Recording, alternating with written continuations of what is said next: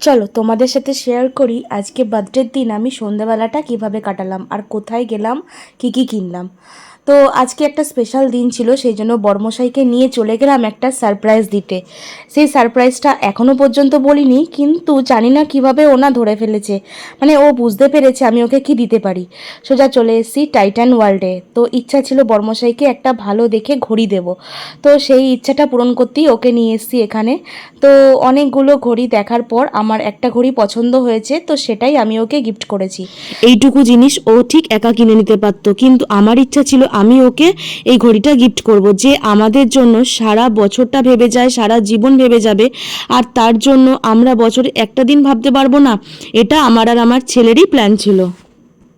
তো আগের বছর জানো তো ইচ্ছা ছিল আমার, কিন্তু ওকে প্রকাশ করিনি। তা ভেবেছি নেক্সট ইয়ার বার্থডেতে আমি ওর জন্য একটা ঘড়ি কিনবো।